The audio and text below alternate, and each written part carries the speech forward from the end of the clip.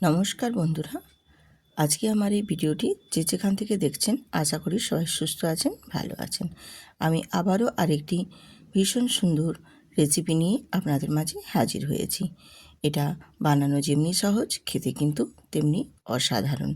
কিছু না, সামান্য ময়দা আর কলা দিয়ে বানিয়ে নিতে পারবেন মালপোয়া, ফুলকো ফুলকো একদম মালপোয়া পিঠে। এটা এতটাই সুন্দর হয়। তো আমি এটা বানানোর জন্য এখানে 4 পিস সিঙ্গাপুরি কলা নিয়েছি। তোমরা সিঙ্গাপুরি কলার পরিবর্তে চাঁপা কলা বা কাঁঠালি কলাও নিতে পারো। যে কোনো কলা দিয়ে এই রেসিপিটা ভীষণ সুন্দর হয়। আমি কলাগুলোকে এবারে একটা মিক্সিং জারের মধ্যে নিয়ে নিচ্ছি, মিক্সিং বোলের মধ্যে নিয়ে নেব। আমি এখানে কলাগুলোকে ছাড়িয়ে নিচ্ছি। তো আমি এখানে 3টে কলা দিয়ে করছি। যদি পরিমাণে লাগে তাহলে আরও দেব, না হলে এই 3টে দিয়েই আজকে বানিয়ে নেব। আর কলাগুলোকে আমি একটা কাঁটা চামচ দিয়ে খুব ভালো করে ম্যাশ করে নেব। এইভাবে একটু চেপে চেপে দিলে খুব সুন্দর করে ম্যাশ হয়ে যাবে। আর কলাগুলো যেন একটু পাকা থাকে সেই অবস্থায় নিতে হবে।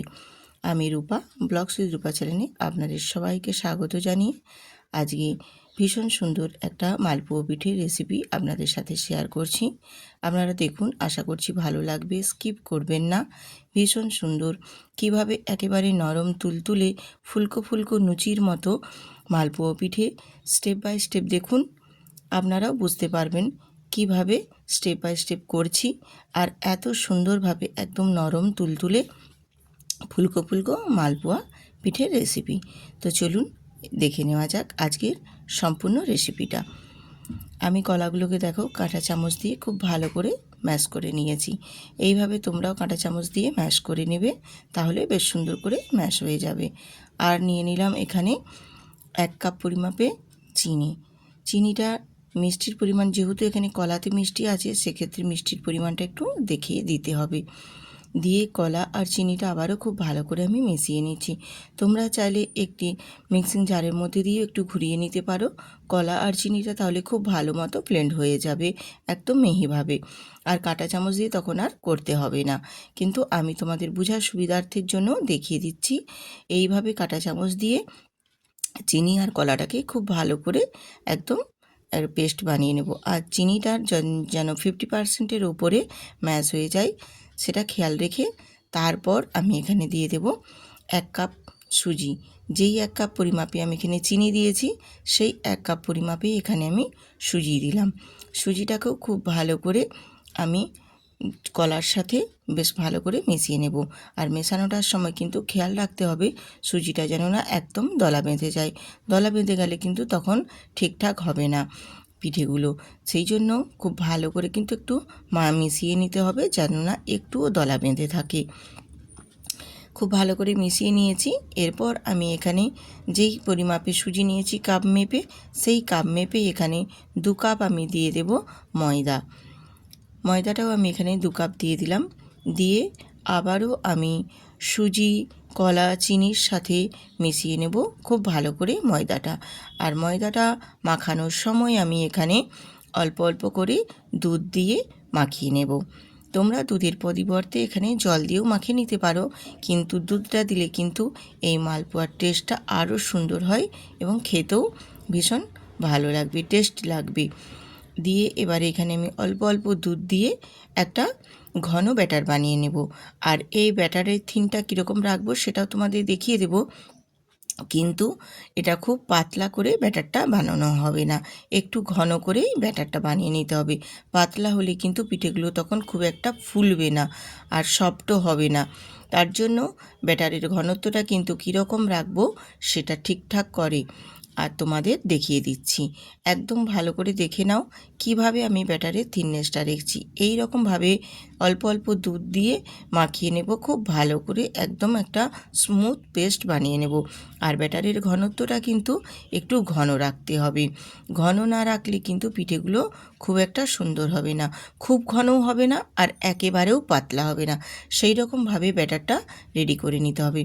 আমার দেখো ব্যাটারটা রেডি হয়ে গেছে, তোমাদের দেখিয়ে দিচ্ছি দেখো কীরকম ঘনত্বটা আমি রেখেছি।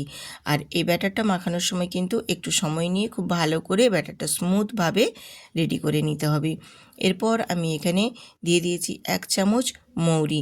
মৌরিটা দিলে কিন্তু মালপোয়া পিঠেতে এর টেস্টটা আরও সুন্দর আসে। তোমরা চাইলে এখানে নারকেলের ছোট ছোট করে কিউব করে কেটেও দিতে পারো বা নারকেল কুড়োও দিতে পারো, তাহলেও কিন্তু বেশ ভালো লাগে। আমার হাতের সামনে ছিল না, তাই আমি দিতে পারলাম না। তোমরা চাইলে দিতে পারো। দিয়ে একটু ঢেকে রেখে দিয়েছিলাম যাতে করে ব্যাটারটা একটু ঠিকঠাক সেট হয়ে যায়। তো এরপর আমি ঢাকনা খুলে তারপর তোমাদের দেখিয়ে দিলাম। আর যেহেতু এখানে একটা মিষ্টি পিঠের রেসিপি বানাচ্ছি, সেক্ষেত্রে 1 চিমটি এখানে আমি নুন অ্যাড করলাম। নুনটা দিলে কিন্তু এই পিঠের মেজারমেন্ট একদম সুন্দর আসবে আর মিষ্টিটাও একদম সেট হয়ে যাবে। যে কোনো মিষ্টি রেসিপিতে একটু নুন দিলে সেই মিষ্টিটা কিন্তু খুব সুন্দরভাবে সেট হয়ে যায়। এরপর আমি চলে এলাম গ্যাসেতে। গ্যাসটা অন করে দিয়ে আমি একটা কড়াই বসিয়ে দিয়েছি আর পিঠেগুলো ভেজে নেওয়ার জন্য এখানে আমি অনেকটা পরিমাণেই তেল দিয়েছি।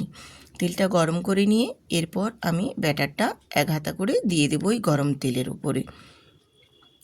দিয়ে আলতো করে একটু নেড়ে নেবেন, তাহলেই দেখবেন বেশ সুন্দরভাবে একদম লুচির মতো ফুলে উঠবে মালপোয়া পিঠেগুলো। আর যদি এরকম লুচির মতো একদম ফুলে টুম্বুল হয়ে পিঠেগুলো রেডি হয়, তাহলে জানবে ব্যাটারটা একদম ঠিকঠাক হয়েছে। আর আমি যেই মাপ বললাম এই রকম মাপ করে করে ব্যাটারটা রেডি করে নিলে তাহলে পিঠেগুলো কিন্তু বেশ সুন্দরভাবে একদম রেডি হয়ে যাবে। কেউ বুঝতেই পারবে না যে এটা কলা আর ময়দা দিয়ে বানানো মালপোয়া পিঠে।